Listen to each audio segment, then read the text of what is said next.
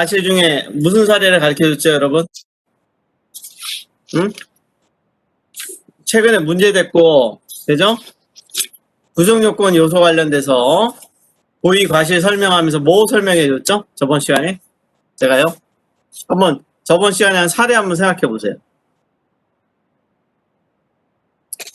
어떤 사례를 얘기해줬죠? 로또와일러와 강아지, 조그만 강아지 얘기해줬죠? 그러면서 고의로 했느냐 과실로 했느냐 관련돼서 이런 일이 처음 벌어지면 집주인은 과실일 가능성이 높아요. 그런데 이런 일이 여러 번 있었다는 증언이 있어서 경찰에서는 그냥 손해배상하고 끝내라. 근데 손해배상 액수가 얼마 안 되거든요. 그랬던 것을 예전에도 그런 일이 있었고 사람도 물고 막 그랬다. 그래서 이건 과실이 아니라 미필적 고의, 용인. 맨 처음부터 아예 확정적 의도는 아니지만 가능성을 인식하고 그래도 어쩔 수 없이 이런 식의 일종의 고의 아니냐라고 해서 얘기를 했죠. 그랬더니 어떤 학생이 저한테 핸드폰으로 질문이 왔어요. 뭐라고 질문하냐면 그럼 형법은 고의와 과실만 있으면 처벌하느냐? 맞을까요? 여러분 의도가 있고 실수만 있으면 무조건 처벌하나요? 형법은? 그런 건가요? 행위가 없어도 되나요? 자, 우리 법치의 모든 것은요. 제가 설명하는 것은 우리가 고의과실도 있었지만 앞에 배운 것 중에 고의과실 그 다음에 인과관계도 있었어요. 인과관계. 인과관계라는 건 뭐냐면 항상 원인과 결과. 즉 원인과 결과, 이 원인의 대표적인 게 뭐냐면 행위죠. 법이라는 것은 누가 뭐래도 외부에 들어오던 행위를 중심으로 하는 겁니다. 행위가 있어야지만 결과가 나타나고요. 그 행위에 대한 평가죠. 내심은 원칙적으로 평가의 대상이 아니라고 그랬어요. 근데 제가 말했어요. 고의과실을 어떻게 판단한다고 그랬죠? 고의인지 과실이는 어떻게 판단한다고 그랬죠? 법에서. 어떤 게 고의냐 과실이냐 어떤 걸로 알 수 있다고 그랬죠? 외부에 드러난 마음을 알 수 없어요. 저 사람이 진심으로 죽이려고 했는지 실수인지. 외부에 드러난 행위. 외부에 드러난 행위를 보니까 칼로 머리를 찔렀다. 가슴을 찔렀다. 이렇게 되면 뭐가 된다? 고의가 된다 그랬죠? 근데 칼로 다리를 일반적으로 찔렀다. 아킬레스건을 잘랐다. 이렇게 되면 일반적으로 그건 고의가 아니라 과실이 됩니다. 다만 제가 깡패들 같은 경우 예를 들면서 깡패들은 이걸 알기 때문에 자기가 사람을 죽이고 싶을 때 머리와 칼 이런 데 찔리면 살인죄가 되니까 사람이 안 죽어도 살인죄가 되고 죽지 않으면 미수가 됩니다. 그러니까 아킬레스건이나 다리를 찔러서 마치 상해, 즉 사람을 죽이는 게 아니라 다치게 한다는 게 상해입니다. 그 상해의 의도로 보이게끔 행동한다. 그러나 실제는 고의다. 그래서 외부에 들어온 행위를 통해서 어떻게 된다? 겉으로 추론하여 추론. 우리 법이 하는 많은 것들은 드러나는 행위로부터 내심을 추론해내지 내심 자체만 가지고는 판단할 수 없습니다. 자, 이해됐나요? 이걸 요번 수업에 듣는 여학생이 질문했나요? 다른 수업인가요? 요거 질문하는 학생. 고의과실만 있어도 처벌되느냐? 그래서 이거는 인과관계가 당연히 있어야 되기 때문에요. 고의과실, 인과관계가 당연히 있어야 되겠지만 행위가 있어야 됩니다. 그래서 마음속으로만 있는 거. 요거는 나중에 제가 얘기했지만 예비 음모. 그래서 이런 부분들에 대해서 기본적으로 나중에 우리가 또 보게 될 겁니다. 자, 어쨌든 이제 그런 정도 질문을 한번 좀 얘기해 줬고요. 자, 고의과실 이런 게 있었고요. 자, 오늘은 우선 위법성을 판단한다고 했어요. 위법성. 자, 이거 설명은 이렇게 정리하고 저번 시간에 복습 겸 해서 끝낼게요. 자, 어쨌든 제가 어제는 앞에 수업이 하루 휴강을 했어요. 왜냐면 국회에서 개최하는 청년 국회의원 그게 있나 봐요. 거기 회원들이 한 1000여 명 되는데 원래 1000여 명이 다 모여서 국회 대형 큰 강당이 있습니다. 거기서 할 수 있는데 일반적으로 코로나 때문에 모일 수 없고 심사위원 내지 평가단 교수랑 변호사랑 몇 사람이랑 발표자 한 3명에서 유튜브 생중계를 하는 것 같더라고요. 그래서 유튜브에 생중계하는 그 영상 뭐 이런 걸 보면서 찍고 그래서 학생들과 관련되기 때문에 제가 6개월 전에 이미 약속을 했던 거더라고요. 깜빡했었죠. 왜냐하면 6개월 전에 지금 타임이 되면 10월 말쯤이나 늦어도 11월 초. 보통은 10월 말쯤 되면 기본적으로 뭐를 하냐면 중간고사를 옵니다. 그래서 어쨌든 이번에 중간고사를 볼 수 없기 때문에 수업을 진행하는 거고요. 다만 여러분들 제가 미리 다음 주 11월 4일 다음 주 11월 4일은 제가 휴강할 수 있다는 얘기했죠? 옛날 얘기했나요? 안 했나요? 다음 주 11월 4일. 여러분 했습니까? 안 했습니까? 했죠? 다음 주 11월 4일은 기본적으로 원래 중간고사를 요번 달쯤 봤어야 되는데 안 보게 돼서 다음 달은 보지 않는 거지만 제가 이제 또 하나 중요한 발제가 있어요. 웬만하면 제가 가지 않는데 제가 웬만하면 안 잡습니다. 그런데 이제 어제 거는 국회에서 청년들과 관련된 문제였고 그래서 어제도 가면서 학생들이랑 느꼈던 건 뭐냐면 학생들의 많은 발표자들의 큰 핵심은 정의, 이 사회의 부조리 이런 데에서 울분을 제가 느꼈어요. 그래서 여러분들이 제가 가르쳐드린 정의론 한번 잘 판단해 보고요. 요새 재미있는 사건이 추미애 장관과 윤석열 검찰총장이 제일 시끄러운 시사 문제죠. 자, 둘과는 저는 그래요. 전 윤석열 검찰총장을 맹목적으로 지지하지 않습니다. 윤석열 검찰총장이 지금까지 잘해온 사람이에요. 그러나 장모든 모든 행위에 대해서 어떤 또 다른 행위에 대한 새로운 행위가 나오면 저는 윤석열 검찰총장을 뒤도 돌아보지 않고 매장시킬 겁니다. 저는 그래요. 왜냐? 공직에 있는 사람은 잘못하면 매장돼야 돼. 저는 기본적으로 그래서 기본적으로 추미애 장관이든 윤석열 검찰총장 어디도 지지하지 않아요. 저는 정의만 지지합니다. 그런데 제가 배웠던 정의의 역사적인 많은 경험을 비춰봤을 때 윤석열 검찰총장은 항상 약자를 지키고 강자한테 대든 면이 있어요. 그러다 보니까 요새 시끄러운 게 뭐냐면 옵티머스 사건이 완전 사기인데 그게 옛날에 검찰의 서울중앙지검장으로 윤석열 검찰총장이 있을 때 고발이 들어왔었나 봐요. 근데 그걸 무혐의 처리했다는 겁니다. 그러니까 옵티머스를 그때 막았으면 더 이상 피해가 없지 않았냐. 그러니까 윤석열 검찰총장이 주범이다. 이렇게 막 적반하장을 하는 거죠. 제가 보기에는. 그런데 제가 하나 얘기해 줄게요. 우리가 옵티머스 같은 라임 옵티머스 같은 펀드는 지금 한마디로 사전에 막는다는 얘기인데요. 이런 걸 사전에 막는 기관은 검찰이나 법원입니까? 아니면 행정부입니까? 어떤 것이 이런 펀드를 포함해서 수많은 사람들이 문제를 일으키기 전에 사전에 막는 거, 사전에 관리 감독하는 거, 이게 검찰 법원입니까? 아니면 행정부에 하는 역할일까요? 어딜까요, 여러분? 이건 여러분 한번 제가 헌법에서 입법, 행정, 사법은 다 하지 않았어요. 권력분립에서 입법부, 행정부, 사법부 이렇게 나눈다는 얘기를 했었는데 이렇게 사전 관리 감독을 하는 기구는 누굴까요? 이게 입법의 영역일까요? 행정의 영역일까요? 사법의 영역일까요? 자, 이거는 제가 왜 알아야 되냐면 지금 자꾸 국민들과 많은 사람들을 헷갈리게 하고 있어요. 이렇게 사전에 막는 것들은요. 적극적인 관리 감독하는 기능들은요. 이건 행정부의 역할이에요. 근데 행정부에는 크게 이번에 옵티머스를 보면 이거 시험 문제 아닙니다. 금융위가 있어요. 금융위가 전형적인 금융위원회라고 해서 행정부 산하입니다. 그런데 이거와 별개로 민간기구로서 근데 실질적으로 이제 공사죠. 민간 공사. 금감원이 있어요. 금감원.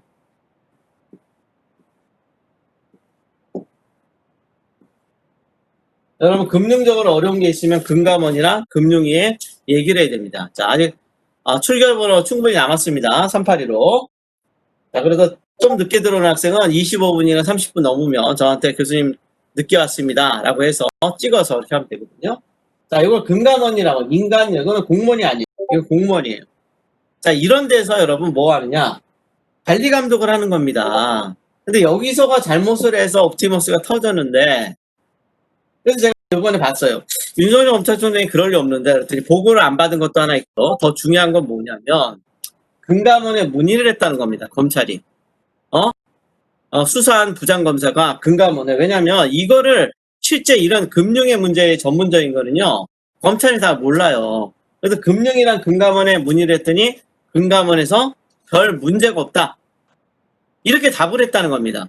그러니까 검찰 입장에는 전문가들이 그러니까 금감원은 당연히 그렇게 하겠지 믿고 기본적으로 무혐의 처리를 한 거였어요. 저는 그래도 불구하고 좀 더 한 번 했으면 좋았지 않았나라는 생각은 드는데, 설사 잘못된 걸 만약에 이게 투자가 국가의 채권을 사는 건데 국가의 채권이 아니라 다른 데 투자했다고 합시다.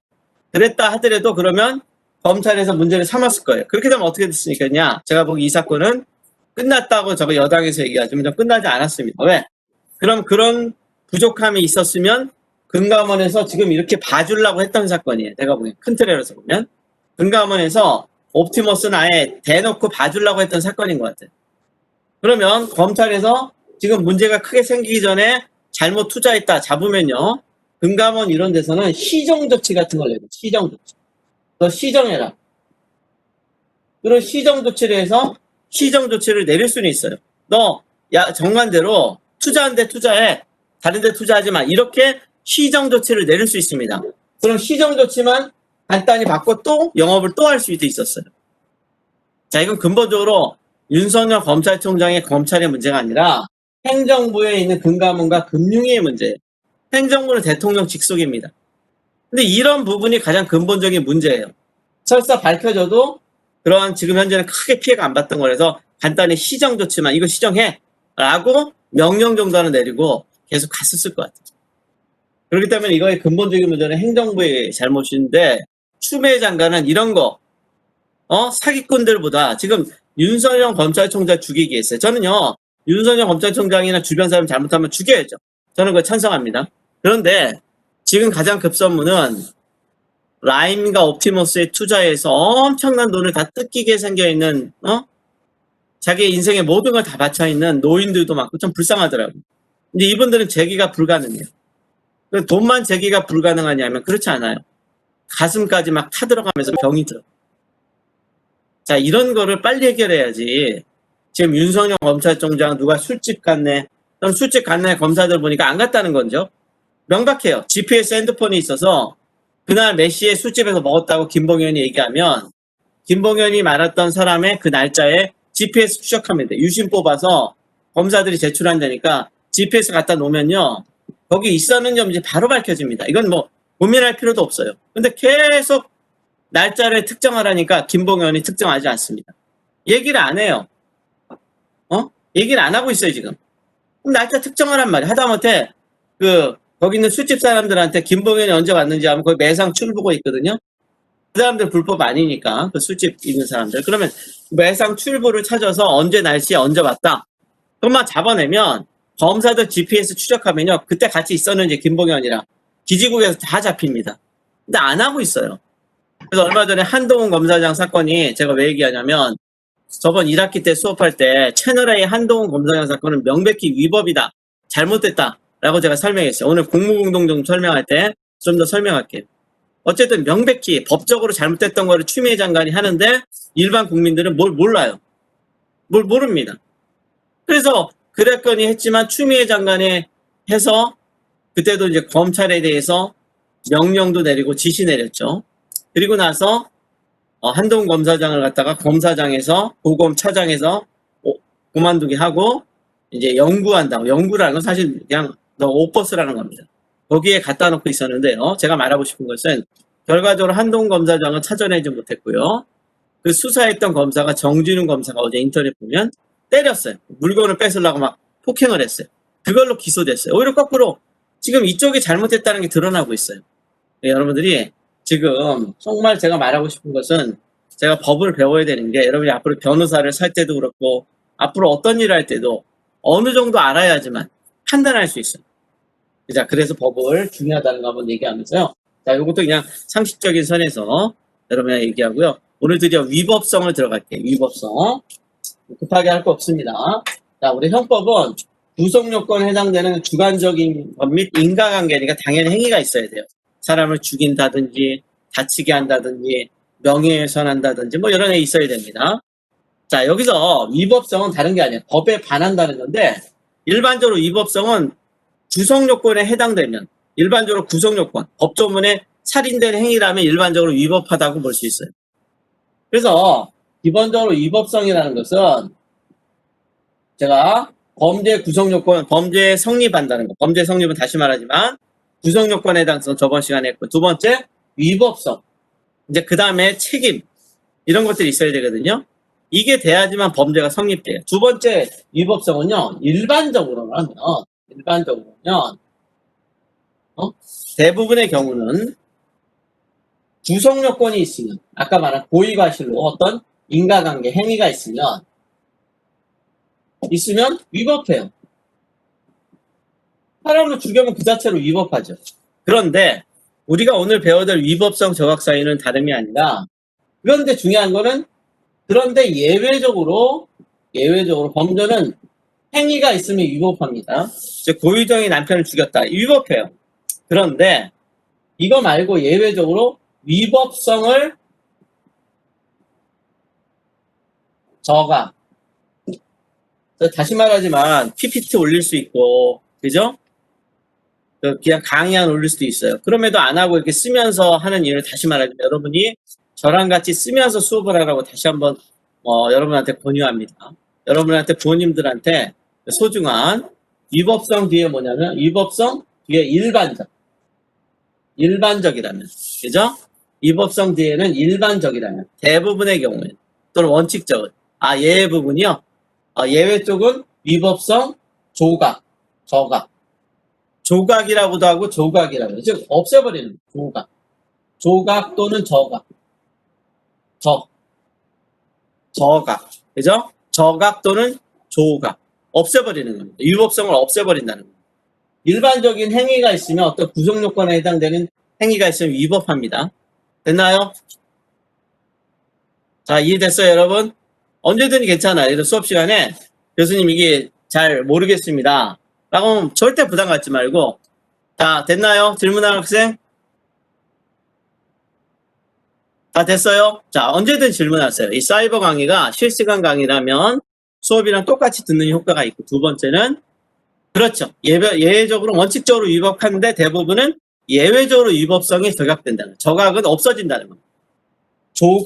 저각은 법학을 쓰는데 일반인 사람도 어렵게 생각하는데 위법성이 사라진다는 겁니다. 됐나요? 구성 요건에 해당되면 일반적으로 위법하게 돼요.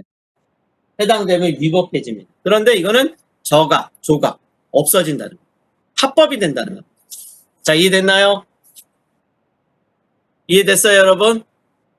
자, 언제든 질문하고, 제 수업은 질문하고 답하고, 그걸 실시간 사례. 제가 다시 말하지만, 여러분이 저는 어쨌든 많이 듣고 안 한 거 별로 좋아하지 않아요. 왜냐면 채점이 너무 힘들지만. 그러나 제가 항상 얘기하는 건, 제 수업의 최고의 이제 장점 중에 하나는 시사적인 사례를 가지고 얘기하고요. 현실에 바로 적용할 수 있게 하려고 여러분이랑 끊임없이 사례를 가지고 얘기하는 거예요. 현실에 적용 안 되는 공부해봤자 아무 의미가 없어요. 그건 공부가 아닙니다. 바보가 되는 거예요. 현실과 괴리 되는 거예요. 그래서 우리나라 대학 교육이 뭐가 문제냐고 저한테 딱 물어보면 간단해요. 대학교에서 배우는 게 현실에 써먹을 수 없어요. 왜 써먹을 수 없냐? 추상적인 얘기만 하니까요. 일반적인 원칙만 얘기하니까. 그러면 안 돼요. 항상 공부는 대전제, 일반적인 원칙과 일반적인 얘기를 하고, 이론도 배우지만 소전제, 사례, 구체적 케이스, 사례를 풀고 그리고 결론을 내려야 돼. 이 세 단계가 아니면 공부한 게 아닙니다. 대전제, 그 다음에 일반적인 이론 또는 소전제, 구체적인 사건, 결론이 나와야 돼요. 이 세 단계. 자, 그래서 위법성이 조각되는데, 자, 그럼 우리 지금부터 형법은 구성 요건에 해당하면 일반적으로 위법하지만 예외적으로 위법성이 저각된다. 이걸 머릿속에 집어넣고요. 그럼 위법성 저각 없어진다는 겁니다. 조각. 사유를 보자고요. 첫 번째, 우리가 제일 많이 알 수 있는 게 뭐냐? 위법성 조각 사유 중에 제일 많이 얘기되는 게 뭐냐면, 가장 기본적으로 정당방위를 많이 하지만 정당행위라는 게 있어요. 정당행위. 말 그대로 정당한 행위죠. 정의로운 행위죠. 근데 이 정당행위라는 얘기 중에 대표적으로 뭐냐면, 정당행위는 첫째 법령이 뭐냐? 앞으로 법령이라는 얘기는 법률. 자, 법률과, 일로 보면 법률과, 이거는 법규 명령.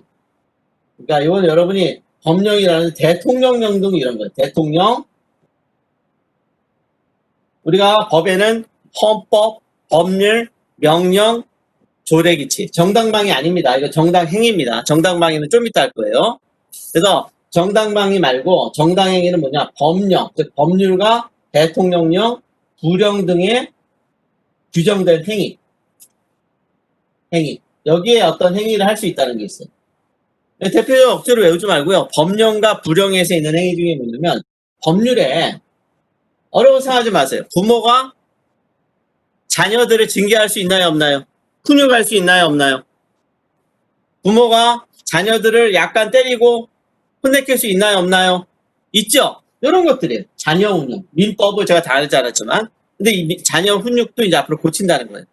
자기 애래도 엉덩이 때리고 못한다는 거. 학교에서 못하듯이. 그래서 자녀 훈육 같은 거. 그죠? 억지로 여기고 생각해요. 그 다음에 경찰. 여러분, 제가 얘기했어요. 경찰의 공권력. 이 권력이라는 건요, 일방적이라고 그랬어요. 권력이라는 얘기는 일방적이에요. 그래서 여러분, 제가 다시 말하지만, 문재인 대통령 자체는 되게 난 착한 사람이라고 믿어요. 그러나, 공권력을 가진 문재인 대통령은 또 틀린 문제예요. 권력에 간 사람들은요, 제 경험에 가보면, 몇십 년 동안 누구도 예의 없이 다 눈빛이 바뀌어요. 그리고 사람들이 변해가요. 그래서 저는, 권력은요, 사람을 미치게 하는 마약과 같은 거라고 주장합니다. 마약. 응? 그래서 어제도 뭐 전직 국회의원, 뭐 국회의원 사람들 왔지만 저는 별로 그 사람들이랑 지내긴 잘 지내겠지만 그렇게 그 굽신굽신하고 살 생각은 없어요. 이유는즉슨 내가 거기 가까이 가면 나도 정신병자가 돼. 그래서 권력은 항상 거리를 두는 게 제 30년 동안 경험에는 훨씬 나한테 유리하다는 걸 전 깨달았어요. 근데 반면에 문재인 대통령 이런 분들은 그걸 몰랐던 거예요. 권력을 잘만 하면 좋겠지 했지만 권력을 잘 행사하기가 너무너무나 힘들어요. 또 권력에는 주변에 너무 많은 파리들이 달라붙어요. 근데 이 파리들을 문재인 대통령이 다 관리할 수 있느냐? 불가능해요. 자, 제가 말하고 싶은 것은 경찰의 공권력 행사, 일반인을 잡아간다, 체포한다, 그죠? 또는 구속한다, 그죠? 구속 들어봤죠? 체포, 구속. 우리가 영화 보면 수갑 채우고 이런 건요. 일반 개인이 하면 합법일까요? 불법일까요? 일반 개인이 여러분 친구 중에 싸우다가 널로 와 수갑 찰게 손 묶어버려요. 합법이면 불법입니다. 그런데 경찰이 그걸 하게 되면 이거는 정당행위로 위법성을 저학한다는 겁니다. 아시겠어요? 자, 이런 얘기들이죠. 자, 그 다음에 법령과 부령에서도 역시 규정된 행위 비슷한 게 있을 수 있어요. 자, 여기에 규정된 행위. 자, 그래서 그다음에 법령에 대한 행위. 두 번째, 이것도 민법에 나오는 기타 상규, 사회 상규. 상규라는 말은 어떻게 생각하지 마세요. 상식. 상규라는 건 상식. 상식에 원하지 않는 행위예요. 그래서 기본적으로 한마디로 말해서 여기에는 또 아까 들어가는 것 중에 의사의 치료 행위. 자녀운용, 경찰에 그다음 의사의 치료. 의사 치료. 여러분, 의사 치료 행위는 어떤 겁니까? 여러분 여기가 다쳤어요. 그럼 여기가 골맞어요. 그럼 어떻게 합니까? 외과 병원에 가서 외과 의사 밑에서 뭐가 됩니까? 얘가 막 고름이 많아요. 어떻게 됩니까? 칼로 여러분의 살을 찢죠? 찢어요, 안 찢어요? 살짝 찢어갖고 고름을 뽑고 거기다 뭐 고름을 쭉 잡아내는 요새 약들이 있어서 집어넣고 이렇게 한단 말이죠. 자, 이렇듯이 일반적으로 사람의 살을 칼로 자르거나 이렇게 되면 불법이 되는. 그런데 의사가 그걸 하게 되면 불법이 아니라 합법이 되는 거죠. 자, 이런 것들입니다. 그다음 상식에 어긋나지 않는다. 이건 많지 않아요, 사실은. 사회 상식에 어긋나지 않는다. 옛날에는 우리 때 같으면은요, 기본적으로 그 동네 어른들이 지나가다가 애를 막 때리기도 하고 막 그랬어요. 왜 그러냐? 애가 담배 피니까. 저도 이제 담배 피는 학생들은 조금 밤이고 뭐고 돌아다닐 때 뭐라고 지적은 하는데, 기본적으로 이런 행위들이에요. 근데 지금은 그런 사회 상규적인 행위들은 많이 없어졌어요. 대부분 뭐냐? 사회 상규보다는 법령 행위가 더 많아요.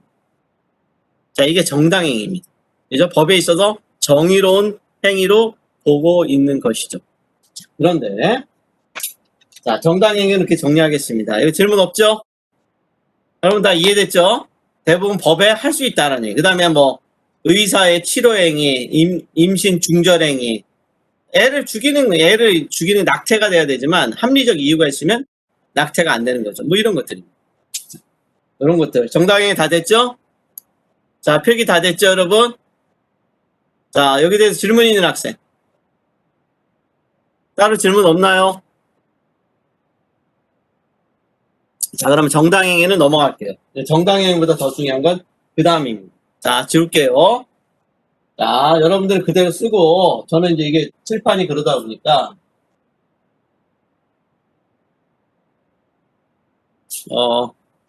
그 다음에, 두 번째, 정당행위 말고 정당방위. 아까 어떤 학생이 썼어요? 정당방. 정당방위라는 건요, 어렵게 생각하지 마세요. 제가 항상 어렵게 모든 것을 굉장히 헷갈리면 안 되는데, 정당방위는요, 한마디로 말해서, 사례에서 보면, 자기, OR, 타인의 부당한, 즉, 불법적인 침해 행위 또는 침해. 다시 한번, 부당한, 자기 또는 타인, 제3자도 포함해서 부당한 어떤 침입, 들어오는 겁니다. 자, 대표적으로 뭐냐면 길 가다가 어떤 일이 이유 없이 여러분들한테, 누가 와서 여러분을 갖다 돌로 때리려고 합니다. 어떻게 합니까, 여러분? 여러분 가만히 가는데 누가 여러분한테 돌로 치려고 그래. 요새 묻지마 폭행이 막지요. 바로 이런 행위입니다. 즉, 이유도 없이 여러분을 때리는 겁니다. 부당한 침입 막는단 말입니다. 바로 이거예요. 이게 바로 기본적으로 방어행위입니다. 그런데 중요한 것은 이런 부당한 침해가 여기 뭐 현재 이거 말할 것도 없어요. 현재 부당한 침해에 대해서 할 때는 여러분이 이걸 갖다 어떻게 되느냐, 이거를 막는 행위, 이게 방인데 중요한 거는 막을 때도 상당한 이유인, 즉 정당한이라는 얘기죠. 누가 봐도 이유 있는 방위 행위, 막는 행위라는 겁니다. 자, 그래서 정당방위는요, 어렵게 생각하지 마세요. 우리 주변에도 많이 있는데, 또는 여러분 친구들 중에 누가 여러분을 때리려고 그래. 저희 어릴 때도 태권도를 배우라. 태권도를 왜 배우라고 그랬을까요? 여러분들 혹시 태권도를 배우러 2번은 뭐라고 썼냐고요? 상당한 이유 있는 방위, 방어. 정당 방위인데, 방위이기 때문에 아주 한마디로 방어예요. 방어. 막는다는 거죠. 쉽게 말하면. 그죠? 막는다는 거. 자, 그런데 대부분 정당방위는 이해할 수 있어요. 누가 여러분에 갔다가 지하철에 탔는데 어떤 인간이 여러분에 갔다 요새 지하철에서 벌어지는 사례 볼까요? 저는 지하철을 안 탄 지 오래됐어요. 답답하기도 하고 냄새도 나고 막. 저는 언제부턴가 학생 때는 어쩔 수 없이 타고 다녔지만 언제부턴가 이렇게 막 사람들이랑 부닥치고 냄새 나고 막 이 사람 이렇게 하는 게 싫더라고요. 근데 우리나라 지하철 타면 그러는 게 많고 막 밀려서 막 출퇴근 시간에 할 때는 너무나 힘들었어. 짜증이 나더라고요. 요새는요. 그래서 제가 일반적으로 차를 타고 또는 옛날에는 제가 좀 더 건강할 때는 집에 이제 차도 있지만 자전거를 사다 놨어요. 자전거도 비싼 건요, 무지무지 비싸더라고요. 자전거도 비싼 건 1,000만 원 넘는 것도 있어요. 그래서 옛날에 이제 한 1,500만 원짜리인데 새거 사기는 아깝고, 누가 타다가 한 몇 개월 타다가 중고로 파는 게 있어서 한 5, 600인가? 그것도 꽤 비싸죠. 자동차 가격이죠, 어떻게 보면. 그래서 그걸 샀는데, 근데 가볍죠. 근데 이제 그 자전거 타고도 다니고, 이제 또 그래도 어쩔 수 없이 이제 그 대중교통을 이용한다면 저는 지하철보다는 버스를 많이 이용합니다. 그래서 걷고 공기도 쐬고 또 때로는 시간이 남으면 내가 걸어서 뛰어가기도 하고, 그죠? 걷기도 하고, 이게 좋은데 지하철에서 어떤 사람이, 우리 학생들 그렇지 않겠지만 이렇게 핸드폰, 요새는 많이 벌어지는 지하철에는 지하철 치안으로 옛날에 막 여자들 만지고 이런 놈들도 있어요. 그러면 여자들 만지면 그것도 어떻게 됩니까? 바로 그 순간에 소리를 쳐야 돼. 야! 여러분, 성추행범이야! 소리를 쳐야 돼. 근데 이제 우선 확인해야 돼. 이 사람이 의도적으로 그랬는지 어쩔 수 없이 부닥치는 바람에 한번 탁 이렇게 되는 경우인지 봐야 됩니다. 그래서 한번 주의를 살짝 주고, 근데도 불구하고 그놈이 씩 웃으면서 더 심하게 한다. 그럼 소리 쳐야죠. 지하철에 해야죠. 이런 행위들. 또는 여러분이 갖다가 핸드폰으로 누가 찍었어요. 요새는 그런 실제보다 언택트. 요새 언택트라는 게 참 희한한 얘기인데, 뭐예요? 그렇게 추행하는 게 아니라 핸드폰으로 전 몰랐더니 이렇게 한다는 거죠. 이렇게 찍는다는 거. 그래서 여자의 신체를, 치마를 본다든지 뭐 이런 행위를 보는 겁니다. 이랬을 때 여러분들이 그 핸드폰을 뺏는 겁니다. 뺏는 겁니다. 자, 그럼 여러분 물어볼게요. 일반적으로 남의 핸드폰을 뺏으면 어떻게 되죠? 우리가 민법도 배웠듯이 이 민법의 동사는 뭐라고 그랬어요? 부동산은 등기로 표시되고 다만 동산 중에 예외적으로 중장비나 자동차만 등록을 한다고 그랬죠. 등기 비슷하게. 그러나 핸드폰은 뭐가 권리자라는 걸 보여주죠. 동산의 경우엔. 제가 뭐라고 그랬습니까? 동산의 경우에는 어떤 게 권리자라는 걸 나타내죠. 부동산은 공시인데 점유. 이렇게 가지고 있는 게 점유예요. 또는 인도라고 돼요. 점유, 인도 어렵게 생각하지 마세요. 들고 있는 것이 바로 점유입니다. 근데 이 사람이 들고 있는 핸드폰을 여러분이 내 거 찍었다고 뺏었습니다. 이건 뭐가 됩니까? 원칙적으로. 남이 들고 있는 핸드폰을 내가 뺏었어요. 점유를 뺏은 겁니다. 이거 무슨 죄가 될까요? 무슨 죄가 됩니까, 여러분? 절도, 그렇죠. 절도 맞아요. 소매치기가 그거 아닙니까? 가지고 있는 거 뺏는 거. 자, 그러나 구성요건 해당성은 돼요. 남의 점유를 뺏은 거예요. 그러나 현재 나의 성폭력으로 피해보니까 증거를 잡기 위해서 이걸 뺏은 거예요. 이건 뭐가 됩니까? 이건 뭐가 돼요? 이건 정당 방위가 될 수 있겠죠. 자, 이런 얘기입니다. 자, 그래서 한마디로 말해서 이런 건데, 자, 그래서 정당 방위는 의외로 많이 될 수 있는데, 이거 다만 상당한 이유가 뭐냐면요. 상당한 이유가 뭐냐면요. 정당 방위인데 어린애가 예를 들어줄게요. 항상 보면 자기 또는 타인, 한자가 타인, 다른 사람. 됐나요? 타인. 나뿐 아니라 제3자 이런 얘기죠. 자, 한자를 쓰는 거 여러분 조금 헷갈릴 수 있겠군요. 알았습니다. 제가. 자, 이제 이런 게 있어요. 이 상당한 이유가 뭐와 관련되냐면 아주 어린애가 너무 배가 고파서 요새 제가 어제도 어디 가서 수원에 있는 선거연수원 가서 그걸 찍고 왔습니다. 그리고 와서 이제 배고프기도 하고 코로나 때문에 해서 사람들 잘 안 만나니까 그걸 피하고 이렇게 하다가 뭐 거리도 시간도 좀 막힐 때고 그래서 뭐 사가지고 올까 하다가 능동적 정당 방위는 수동적으로 볼 수 있는 그런 문제는 아니에요. 능동이나 수동의 문제가 아니라요. 그런 행위, 막는 행위는 능동적으로 하든 또는 수동적으로 피하는 걸 우리가 크게 문제 안 남죠, 방위는. 근데 이제 주로 수동적으로 하는 것은 좀 이따 이제 긴급 피난이 있어요. 피난. 누가 나를 때리려고 할 때 남의 집으로 들어가는 거예요. 남의 집에 일반적으로 들어가면 주거침입이라는 범죄가 되는데 저걸 피하는 수동적인 거죠. 그건 피난이라고 하는 거고요. 이런 능동적인 정당방위는 수동적이라는 게 아니라 합법이 되는 겁니다. 이러한 능동적 정당행위는 합법이 되는 겁니다. 무슨 말인지 알겠나요? 정당방위는 나를 할 때 내가 뭔가 하는 거예요. 능동적이든 뭔가 행위를 하는 거죠. 수동적으로 도망가는 거 이런 거 긴급 피난이라고 좀 이따 하게 될 겁니다. 자, 됐나요? 자, 여기서요. 이런 행위인데 이 상당한 이유가 왜 그러냐면 이런 거예요. 어떤 애가 배가 너무 고파서 제가 어제 보니까 이제 호빵, 우리 때는 이제 호빵이 귀했죠. 근데 요새는 사실 참 보면 참 20대, 10대 어릴 때는 참 그렇게 먹고 싶은 게 왜 이렇게 많던지요. 우리 때도 그랬어요. 우리도 뭐 전혀 배가 굶을 정도는 아니지만은 한마디로 말해서 그래도 그렇게 막 지금처럼 이렇게 막 먹을 수 있는 시절은 아니었던 것 같아요. 근데 제 말은 핵심적으로 어린아이가 너무 배가 고프니까 어제 보니까 이제 좀 시간도 걸릴 것 같아서 배도 고를 것 같아서 제가 거기서 이제 빵을 좀 사올까 뭐 들어가다가 뭐 먹으면서 올 수 있는 거 편하게 보니까 마침 겨울 날씨가 추워지면서 호빵이 나왔어요. 그래서 호빵을 마침 하려고 그랬는데 호빵이 마침 이렇게 데워진 게 없고 봉지만 있더라고요. 그래서 그거 해봤자 안 데워진 거 먹긴 해요. 그래서 그냥 보고 왔는데 어떤 애가 너무 겨울 되면 이제 우리가 이렇게 항상 풍경이 밖에 주로 요새는 뭐 24시간 편의점 이런 건 안 있지만 옛날에는 사람들 꼬이려고 하는 좀 밖에 이렇게 하면서 기본적으로 뭐냐면 이렇게 돌아가면서 따뜻하게 이 빵을 찐빵 호빵을 데워 놓죠. 자, 그런데 그 호빵을 데워 놓는 걸 보고 너무나 견딜 수 없어서 호빵에 손이 가서 호빵을 하나 꺼내서 가지고 먹으면서 도망갔어요. 그걸 본 집주인이 따라왔습니다. 자, 집주인은 어떻게 해야 될까요? 어떤 애가 호빵을 빼서 호빵을 돈도 안 내고 돈 내고 가져가면 상관없지만 돈도 안 내고 훔쳐가는 건 우리가 절도죠. 그래서 우리가 절도 이런 거는 더 이상 얘기 안 해도 여러분 대충 알 수 있어요. 절도가 뭔지는.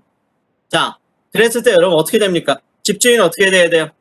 자신의 침익이 됐죠. 권리 침해가 됐죠. 재산권은 침해가 됐죠. 여러분 어떻게 해야 됩니까, 여러분? 애가 빵을 가지고 훔치고 도망갑니다. 어떻게 해야 됩니까? 응? 어떻게 해야 될까요, 여러분? 흉계합니까? 예, 흉계하는 사람이에요. 근데 정당당히 하기에는 개념으로는 빵을 다 먹으면 빵을 다 먹으면 쫓아가서 빵을 뺏겠죠. 그죠? 자, 거기까지는 영광으로 가는 거라면 흉계하는 사람이 용서한 거예요.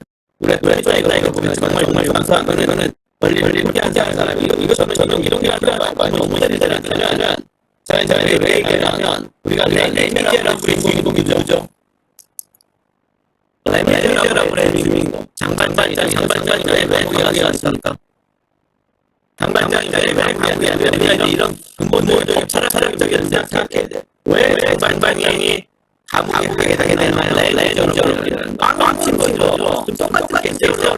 장발장 케이스를 여러분한테 얘기한 겁니다. 그래서 제 수업은 단순히 이론이 아니라 시사적인 문제 또는 문학 속에 있는 얘기, 세상의 역사 이런 걸 복합적으로 다 모아서 제가 나름대로 몇십 년 동안 공부한 거를 여러분한테 100% 지식만 주려면 계속 외워라 시간 없으니까 외우세요. 이거 왜 이렇게 할 수 있어요. 그래서 제가 그렇게 안 해요.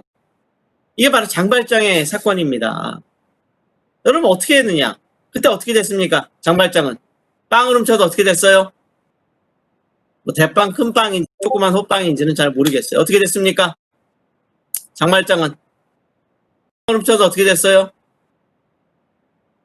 감옥에 가게 됐죠. 근데 아까 훈계라고 얘기했는데 이거 나중에 얘기하겠지만 우리 그 학생 말이 맞아요. 그 정도 하나 훔친 거 가지고 어린애를 갖다가 감옥 보낸다? 바로 이게 레미제라블에서 표현하는 게 맞아. 감옥을 빵 하나 훔친 이유로 감옥 가는 게 정당하냔 말입니다. 여러분 정당하다고 생각합니까? 빵 하나 훔친 걸 갖다가 하나 훔쳤다고 감옥에 가야 될까요? 아니면 또 훔쳤기 때문에 팔을 잘라버려야 될까요? 이게 정의로울까요? 그렇다면 얼마 전에 있던 조지 플루드 사건처럼 그죠? I Can Breathe라는 미국에서 지금까지도 이어지는 수많은 여전히 이어지는 흑인 차별 문제인데 그 사람은 마약을 거래하기도 했고 강도짓도 했고 심지어 이번에는 명확한지 아닌지 모르지만 일정 위조 지폐니까 아마 명확한 가능성이 높아요. 미국 경찰이 그 증거를 잡아내는 걸 대충 그렇게 하지 않습니다. 근데 위조 지폐 25달러니까 $1,000도 아니에요. 25,000원. 그러니까 그 가족들이 뭐냐 25,000원이 그게 중요하냐. 경우에 따라서 법을 어긴 범법자는 맞아요. 그러나 그것 때문에 감옥 가는 게 맞냔 말이죠. 레몬제라블이 나타나는 게 그런 거예요. 왜 이 사람이 빵을 못 먹게 됐냐. 사회 구조적인 문제로 배를 골랐던 거예요. 자, 오늘날 어떻게 됩니까? 이런 애들이 있으면 국가가 먹여줍니다. 이게 복지라고 하는 거죠. 국가가 그걸 위해서 존재하는 건데 역할을 안 했던 거예요. 그래놓고 이 사람을 범죄인으로 만들어서 장발장은 한번 감옥에 갔다 왔기 때문에 나오던 날 또 뭐다? 먹고 살 방법이 없으니까 어떻게 했어요? 성당에 들어가서 초를 훔칩니다. 금초 때. 그건 더 큰 죄예요. 그거는 감옥에 갈 수도 있어요. 그럼에도 불구하고 아까 첫 번째는 감옥에 갔지만 두 번째는 용서됐죠. 자, 그래서 장발장이 개선됐다는 얘기인데 그 쉬운 얘기는 아니고요. 자, 이럴 때 빵을 훔칠 때 제가 상당한 이유를 말하는 이유는 뭐냐면 일단은 어떻게 됩니까? 빵을 훔치니까 훈계를 하든 뭐든 가서 잡아야 되겠죠? 자, 아까 훈계한다는 학생이었어요. 빵을 훔쳤으니까 어떻게 됩니까? 그냥 놔둬야 됩니까? 그건 용서예요. 좀 이따 보면 용서입니다. 근데 그거 말고 일단 쫓아가서 잡아야 되겠죠. 보니까 아주 어린애고 몰골이 너무 힘들고 알고 봤더니 편모수라고 너무너무 어머니가 아파서 병원에 있고 이런 애야. 자, 이러면 어떻게 돼요? 우리가 쫓아가서 잡면행위. 자, 쫓아가서 어린애를 꽉 잡았어요. 자, 이건 범죄 구성 요건이 될까요? 안 될까요? 여러분 지나가는 애를 갖다 확 잡아채면 범죄가 돼야 안 돼요? 구성 요건은 돼야 안 돼요? 되지요. 이걸 폭행이라는 거예요. 지나가는 애를 어린이 확 잡아대면 애가 막 떨면서 뒤로 넘어가죠. 폭행입니다. 근데 이거는 내가 개를 잡는다는 폭행에 대한 고의가 있고요. 인과관계까지 있어요. 그런데 이거를 집주인이 잡았다라고 해서 정당방위가 아니라면 위법하겠지만, 만약에 상당한 이유가 있다. 잡았다는 걸로 상당한 이유가 있으면 우리는 정당방위로 위법성에 조각돼서 거기서 끝나요. 왜? 범죄는 구성요건 and 위법성이 돼야 되고 또 좀 이따 벌 책임까지 돼야 돼요. 자, 제가 말하는 건 이 점입니다. 그런데 이 상당한 이유로 관련돼서 쫓아가서 애를 잡아서 보니까 훈계하든 뭐든 경찰에 넘기든 다 좋은데요. 그게 아니라 저놈이 내 걸 훔쳐가네? 그래서 걔한테 돌을 집어서 걔 뒤통수를 향해서 돌을 날렸어요. 도둑 잡는다고. 그러면 여러분 어때요? 상식적으로 허용되겠어요? 허용 안 되겠어요? 애가 빵을 훔쳤어요. 호빵을 하나 훔쳤어요. 도망가니까 어린애를 보고 이 돌을 이만한 거 잡아서 머리통을 던졌어요. 어떻게 됩니까? 여러분 상식적으로 이건 허용돼요? 안 돼요? 안 되죠? 이게 바로 상당한 이유예요. 상당한. 그래서 이 상당한 이유가 돌을 던지면 안 돼요. 상당한 이유가 있는 방해해야 돼요. 근데 이게 초과되면 뭐가 되냐? 과잉방해가 돼요. 과잉. 상당한 이유가 없게 되면. 상당한 이유가 없으면 과잉. 그래서 아까 돌을 집어 던진 건 돌을 집어 들면 애가 죽을 수도 있고 다칠 수도 있어요. 뭐 일부러 죽이려고는 안 할 겁니다. 다친다고 합시다. 이걸 상해라고 합니다. 피가 나고 상해. 상해죄 고의도 있고 결과도 있었어요. 그러면 이건 부당한 침입도 맞아요. 그러나 뭐냐? 상당한 이유 있는 방해가 아니에요. 됐나요? 자, 요렇게 정당방위까지 정립을 할 수 있어요. 자, 그래서 우리가 이제 개 문제가 있었으니까 개 문제도 한번 적용을 해볼까요?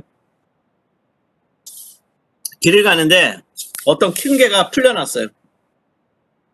그래서 나와 얼마 전에 로또와일러 사건 벌어졌죠? 로또와일러가 어떤 큰 개가 나의 조그만 개를 향해서 달려들었어요. 그때 실제 벌어진 사건은 뭐였냐? 집주인이, 강아지 주인이 들고 막 피하다가 자기도 물리고 개도 물려서 죽었어요. 근데 저라면 그렇게 안 합니다. 저는 큰 개를 키워갔기 때문에 개들의 습성을 알아요. 그래서 항상 그런 게 오면 저는요, 우리 개도 크니까 웬만하면 우리 개들이 커서 그런 개들한테 크게 우리 먼저 순놈, 지금 여기 또 죽어서 내가 이제 그 화장해서 한 개를 모아 있는데요. 제가 처음 이 피레니즈 한 개는요, 깜짝 놀랐어요. 되게 착하게 생기고 무지 크죠. 근데 우리 순놈은 틀리게 갑자기 개가 오길래 우리 개가 다치나 했는데 갑자기 한 입으로 물더니 집어 던지더라고요. 그래서 내가 이게 이상하다 했는데 알고 보니까 이게 바로 프랑스에서 왕실에서 그래서 왕실 수호견으로 키웠던 거예요. 그러니까 이게 우리 개 상근이 같은 개가 뭐냐면 양을 치는데 양을 모는 개가 있고요. 양을 이렇게 가라고 모는 개가 있습니다. 반면에 우리 개는 가만히 자고 있다가 늑대가 오면 늑대를 물어 죽이는 개입니다. 그러니까 이게 굉장히 장난이 아니죠, 등치. 근데 우리 개는 상관없는데 제가 이제 하여튼 우리 개뿐 아니라 달려드는 개들이 간간히 있어요. 그럼 저는 어떻게 하냐? 같이 저도 막 똑바로 쳐다보면서 저도 이빨을 막 개처럼 하는 때도 있고요. 뭐 장난 같지만 그럴 때도 있고요. 그 다음 또 하나는 옆에 돌이나 그 나무 같은 게 있으면 바로 잡아서 똑바로 눈을 쳐다보면서 달려들 때 머리통을 향해서 그냥 그때까지 기다려야 됩니다. 그래서 이제 제가 이제 그렇게 하는데 자, 저같이 하지 않아요. 그때 죽은 아줌마는 문제는 뭐냐면 자기가 다치고 기본적으로 자기 개도 물려 죽였어요. 근데 저는 그렇게 안 한단 말이죠. 저라면 이런 개들을 많이 다뤘기 때문에 돌이나 이걸 들어서 그 개의 눈알이나 눈깔, 그다음 콧잔등, 코. 그래서 개의 가장 약한 데가 콧잔등이랑요 눈 쪽이에요. 눈이나 코를 향해서 확 칩니다. 물리더라도 좋아요. 끝까지 본 다음에 그 눈이랑 코를 이렇게 돌이나 이걸로 내려치는 겁니다. 그러면 개들은요 눈이랑 코가 막 나가면 낑낑거리고 이제 지가 빼고 도망가요. 힘이 약하다는 거 압니다. 근데 그걸 모르는 사람들이 있어요. 근데 저는 압니다. 그래서 앞으로 여러분들이 그런 일을 당하면 피할 수 있으면 피해야 되죠. 근데 못 피할 경우가 있을 때 개가 날 물라고 할 때는 여러분이 돌이나 이런 걸 들어서 일단 물리기 전에 하면 좋고 물리더라도 힘들어도 참으면서 힘이 빠져요. 개한테 물려. 그렇지만 참고 더 크게 안 다치려면 그런 개가 왔을 때 눈이나 코 쪽을 옆에 돌이든 뭐든 잡아서 찔러야 됩니다. 확 내리쳐야 됩니다. 자, 근데 저는 그렇게 해서 걔 눈을 터트렸어요. 내가 걔 눈을 터트려서 걔는 낑낑거리고 도망갔습니다. 자, 그랬을 때 이건 정당방위가 되나요, 안 되나요? 정당방위가 돼야 안 돼요. 로또와일러가 나와 걔가 되면 될까요, 안 될까요? 첫째, 나와 타인은 아니지만 나의 재산권 내지 나 신체에 대한 부당한 침입은 있어요. 그 다음에 내가 돌로 얘를 깬다는 건요. 로또와일러의 눈을 깼어요. 무슨 죄가 될까요? 로또와일러는 사람 아닙니다. 아까 말했죠? 정말 재물손괴죄예요. 그리고 재물손괴에 명백한 고의가 있어요. 왜? 내가 눈을 깨버린다는 고의로 돌을 들었기 때문에. 객관적 행위. 나의 내심이 아니라 행위. 그리고 눈을 내리쳤어요. 이건 재물손괴입니다. 재물손괴의 구성요건에 해당됐으나 여기서 나에 대한 부당한 침입이죠. 내가 잘못 없는데 저기 한 거예요. 자, 이런 것도 있어요. 내가 길 가다가 묶여있는 걔한테 돌 집어 던지고 가서 내가 그냥 가서 발길질을 하다가 물렸어요. 가만히 있는 개를 갖다가 때리고 발길질하다 내가 물렸어요. 정당방위 될까요, 안 될까요? 안 되죠. 왜? 부당한 침입이 아니라 내가 침해한 거잖아요. 내가 유도한 거 아니에요. 부당한 침입은 저쪽에서 나를 왔을 때 하는 걸 말하는 거예요. 그 다음에. 근데 내가 저쪽을 유도해놓고 물려놓고 무슨 정당방위야? 내 잘못이지. 내 잘못이야. 이건 안 돼요. 그런데 그게 아니라 가만히 산책하고 하는데 달려든 거예요. 이게 부당한 거예요. 그랬을 때 두 번째, 상당한 이유 있는 게 됩니까, 안 됩니까? 그 맹견을 향해서 돌로 맹견의 눈을 깠어요. 상당한 이유 있는 방어가 됩니까, 안 됩니까? 이런 건 된다고 봐야죠. 왜? 잘못하면 내가 물어 죽일 수 있고 더 위험해질 수 있잖아요. 다른 대안이 없어요. 자, 그래서 제가 말하고 싶은 건 이 상당한 이유가 왜 중요하냐? 이게 앞에서 배운 대로 한목적성. 왜 하느냐? 나의 생명과 신체를 지키기 위해서. 수단은 실효성이 있느냐? 그리고 또 뭐다? 한목적성의 핵심은 뭐죠? 헌법 37조라는 것과 마찬가지고 모든 논술 면접의 핵심이지만 자, 목적이 정당한 건 당연해요. 수단으로 실효성이 있고 두 번째, 수단은 필요 최소한. 생각납니까? 필요 최소한. 그래서 이 상당한 이유는 이 한목적성, 우리가 배웠던 거. 그래서 제가 법철학의 기본적인 걸 왜 가르쳤냐. 법의 목적은 정의지만 법적 안정성도 있고 또 중요한 건 실제 사례는 한목적성. 내가 돌로 깼다는 것도 다른 대안이 없을 때예요. 한목적성은 대안이 없을 때. 근데 내가 보니까 그 로또와일러가 아니라 요만한 시추가 달라들어요. 요만한 시추. 치아와. 그럼 어떻게 됩니까, 여러분? 옆에 돌 들어서 치아와를 가지고 내리치면 됩니까? 제가 간간히 우리 큰 개들 데리고 우리 개는 사자만 한데 가는데 어쩌다 요만한 개들 있어요. 시추 뭐 이런 것들이 근데 그 걔네들 왔다고 내가 이 새끼 이거 달려들어가고 그러면서 내가 그걸 갖다 돌을 깨거나 나무를 들어서 눈알을 찌르면 됩니까? 그건 안 되죠. 바로 상황별로 봐야 되는 거예요. 근데 로또와일러 같으면 다른 대안이 없어요. 그럴 때 뭐다? 조그만 개가 오면 내가 하고 한다든지 또는 다리로 한다면 나한테 오면 다리로 한번 후려치면 저쪽으로 나가 떨어져요. 그런 대안이 있어요. 근데 반면에 로또와일러는 대안이 없어요. 다리로 간다? 위험해요. 다리 물려요. 그러나 내가 말했어요. 걔한테 물려도 일단 정신 바짝 차리고 무서운 개가 날 문다. 근데 제일 무서운 개들은 뭐냐면요. 목을 무는 거예요. 여기 목. 그래서 숨통을 뚫어버리는 경우가 있어요. 그건 정말 위험해. 근데 상당수 개는 팔과 다리를 뭅니다. 팔과 다리가 물리면 힘들지만 옆에 도끼나 돌이나 이런 걸 잡아서 눈알, 콧잔등을 내리쳐야 됩니다. 사정없이. 자, 여러분 정말 이런 것도 가르쳐주면 안 되는데 저도 이제 살면서 이제 그 멧돼지랑도 싸워봤고 강아지 때문에 밤에 산책 가다 보니까 그런 게 온다고 두려워하면 내가 큰일 나요. 마지막 순간까지도 딱 정신을 바짝 차리고 오면 물리더라도 그 돌을 잡아서 때려야 됩니다. 자, 이런 것들은 상당한 이유로 과잉인데 이건 한목적성과 관련된다. 다 이해됐나요? 자, 이해됐나요, 여러분? 정당방위 이해됐나요? 자, 그래서 상당한 이유가 있는 행위. 자, 그래서 마지막으로 하나만 더 하고 쉴게요. 이거 말고요. 아까 요거와 비슷한 사건 중에 아까 제가 좀 수동적일 때 뭐라고 한 거 하나가 있었는데요. 세 번째. 긴급 피난이 있어요. 긴급 피난. 긴급 피난은요. 세 번째. 요건 똑같아요.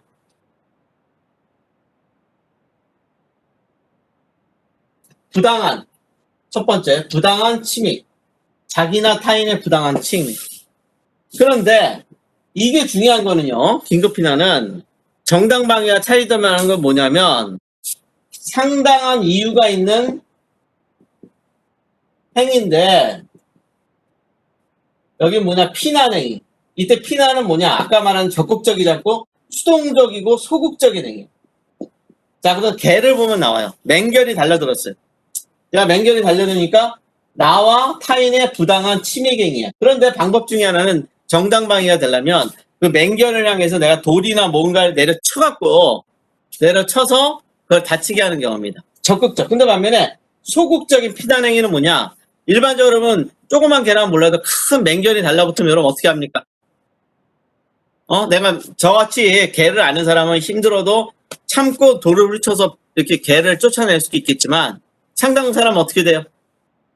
여러분이 어떻게 합니까? 도망가죠. 바로 그겁니다. 도망가는데 지금 보면 답 중에서 건물 안으로 도망갑니다. 라는 답이 나왔어요. 바로 이겁니다. 자, 건물도 일반적인 백화점이나 이런 것들이라면 그냥 들어갈 수 있는데요. 그게 아니라 남의 집 같은 게 있어요. 남의 집. 그다음에 담 넘어간다든지 남의 집을 갖다가 유리창을 깨고 그냥 유리로 된 집이 있는데 유리창을 막 돌로 깨고 뛰어 들어가는 겁니다. 또는 담 넘어 들어가는 겁니다. 자, 그래서 이 건물도요. 그냥 당연히 열 수 있는 그런 건 범죄가 안 되는데 막 유리창을 깨고 넘어간다든지 또는 담 넘어 넘어간다든지 이건 일반적으로 주거 침입 내지 재물 손괴의 고의가 있어요. 그러나 부당한 침입이죠. 나에게. 그러면서 이것도 뭐냐. 상당한 이유는 한마디로 말해서 다른 대안이 없어. 다른 대안이 없어. 다른 합리적인 대안이 있다. 물론 제가 말한 대로 맞서 싸우는 사람도 있을 수 있어요. 근데 일반인 여자들이나 대부분 노약자는 맞서 싸울 힘이 없어요. 저는 개를 몇십 년 동안 키웠기 때문에 그걸 아는데 맞서 싸울 대안이 없으면 나의 권리를 침해하는 건 개인데 개가 아닌 한마디로 피난행위는 뭐냐? 제3자. 제3자에게 피난하면서 손해를 끼치는 손해. 이거예요. 직접 나를 공격한 자에게 하면 정당방위. 그러나 제3자, 남의 집으로 깨거나 남의 집을 갑자기 넘어가니까 사람들 놀랍잖아요. 그죠? 이런 겁니다. 제3자. 나에게 권리 침해하지 않은 제3자에게로 피해를 주는, 손해를 주는 피난행위. 이거 핵심이에요. 제3자에게 손해를 주는 피난행위. 그래서 이거는 일단 손괴 내지는 주거침입의 구성요건을 되나 형사처벌을 안 돼요. 근데 여기서 중요한 사실. 손해를 줬죠? 3자에게. 손해를 줬습니다. 그럼 손해배상을 해야 될까요? 말아야 될까요? 제3자의 집을 유리창을 깨거나 넘어갔어요. 또는 담 넘어가다 밑에 있는 소중한 화분들을 깼어요. 어떻게 됩니까? 긴급피난 시에는.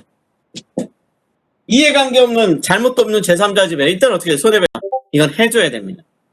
정당방위는 손해배상 필요 없어요. 아까 말한 대로. 나쁜 놈들이. 그러나 긴급피난은 손해배상을 해줘야 됩니다. 자, 맞아.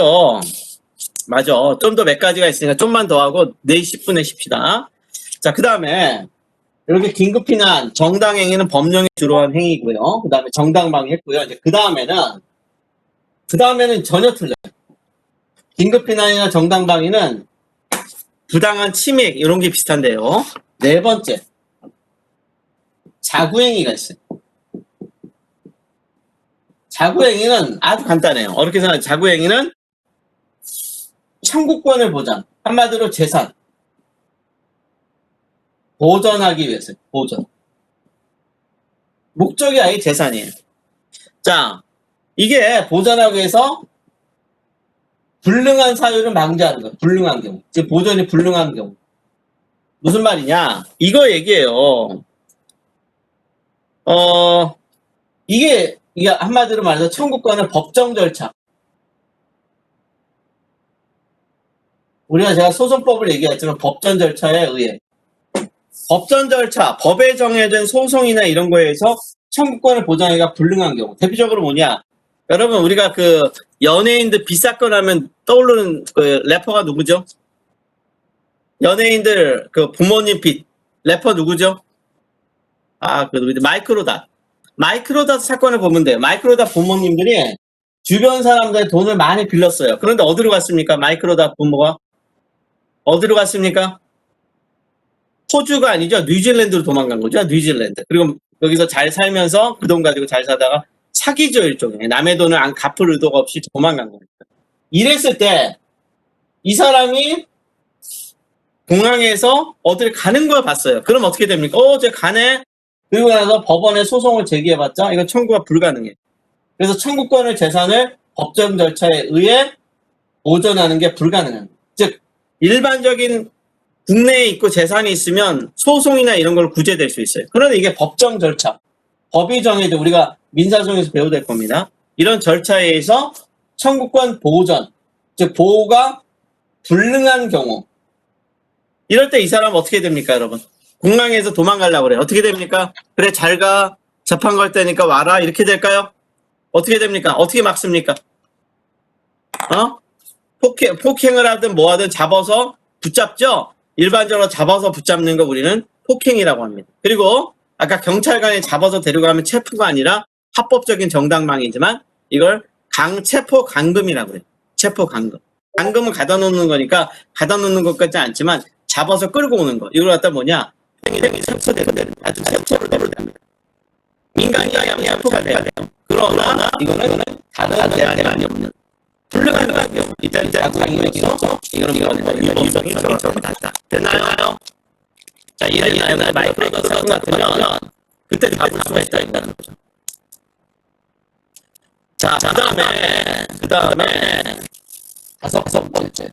마지막으로 공항을 보시시래요. 자신의 재산만 타인에게서 일반적으로 타인의 재산에서는 힘들고요. 자국의 중에서 자기 재산을 주게 되겠죠. 이런 재산권과 관련된 거죠. 물론 타인의 경우도 전혀 불가능하다. 그런데 내가 보기에는 그렇죠. 외국으로 도망가면 저가 된다는 게 아니라 외국으로 도망가기 위해서 비행기를 탈락을 할 때 그 인간을 막고 이걸 막는다는 건 일반적으로 폭행죄가 되죠. 그 다음에 대리운전하는 것은 체포가 됩니다. 체포. 그래서 폭행과 체포가 도망가면 저가 되는 게 아니라 체포와 이 사람들을 이 범죄가 위법성이 적용됩니다. 됐나요? 도망가는 건 위법이죠. 도망가는 건 합법이 되는 거 아닙니다. 예를 잡아오는 행위. 자, 그다음 마지막으로 피해자가 있습니다. 이미 피해자가 나가 했어요. 누구냐? 장반장에서 자, 사첩자가 도망가는 실무자를 폭행하는 것도 장반장이 해주겠다. 자, 이것도 아까 비슷해요. 잡아올 때 모든 한명적성에 의해서 자기의 돈을 지키기 위해서 그 목적으로 해서 이 사람을 잡아오는데 그게 아니라 한 명을 하면 알기를 잡고 막 때리고 막 이건 아닙니다.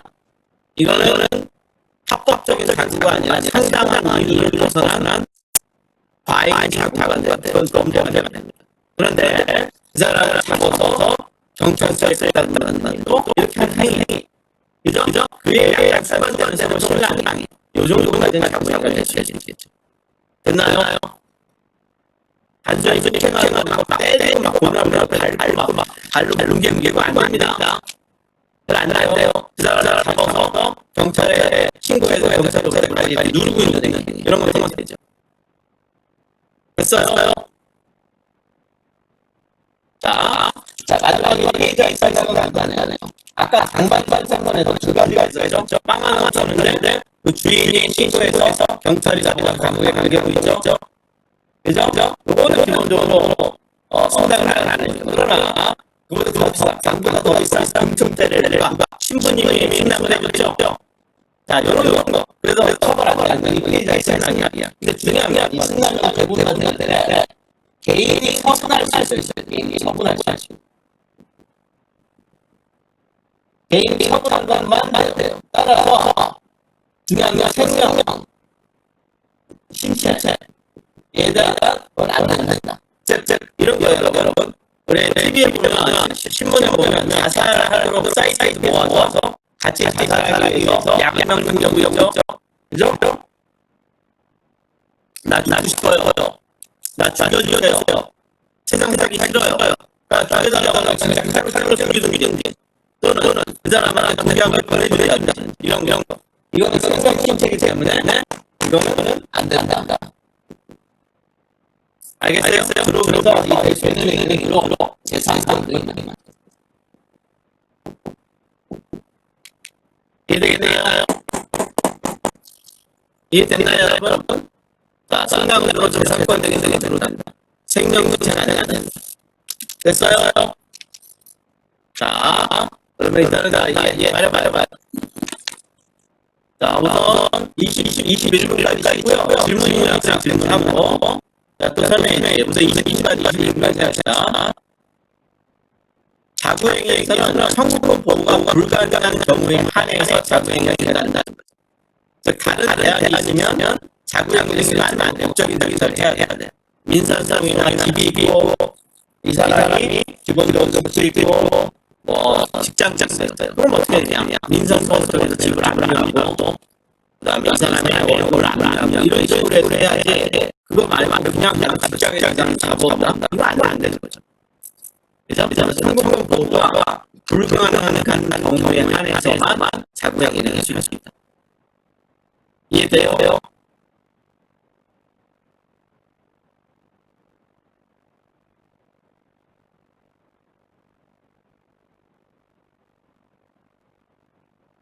청구권이라는 건 그쪽에 요구하는 거죠. 내가 민법에서 채권 배우듯이 내가 돈을 걷는데 돈을 걷는 이게 청구죠. 채권이라는 생각하니까 채권. 그래서 채권 배우죠. 그래서 돈을 빌려주면 돈을 갚아야 되는 누군가 있고 안 청구할 거 있죠. 이런 청구권이 있어요. 끝나요?